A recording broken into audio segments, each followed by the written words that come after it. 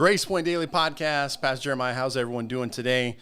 Hey, I got my homework done, so now I can make more videos, more podcasts. So that's a wonderful and beautiful thing. I hope you guys are having a great summer. It's a scorcher, isn't it, everyone? Well, I want to just take us over to this thought. I was reading an article today that I thought was great. It's called The Great Commission and Three Types of Churches. And so we have the Great Commission, right? A lot of us know this, and it says in Matthew chapter 28, verse 18 to 20, all authority has been given to me in heaven and on earth. Go therefore and make disciples of all nations, baptizing them in the name of the Father and of the Son and of the Holy Spirit, teaching them to observe everything I have commanded you. And remember, I am with you always to the end of the age. So that's it. That's it in a nutshell, right? That's who we're supposed to be. That's what we're supposed to be doing.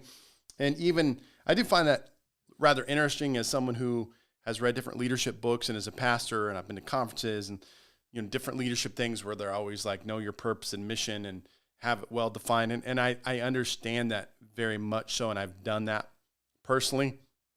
But at the end of the day, right, as they say, it really comes down to this, Matthew chapter 28, and this is the mission of the church. And so I just love what this article was saying. It's good reminder. It wasn't anything that I'm sure we don't all know as Christians, but basically just saying, there's really three types of churches in regards to the Great Commission.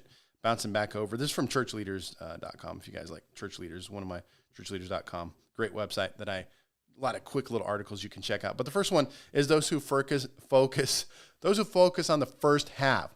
So essentially this article said churches that focus on the first half of the Great Commission think primarily about serving those who do not yet know God. They frame their teaching almost exclusively for unbelievers. They design their programs and events for those who do not go to church.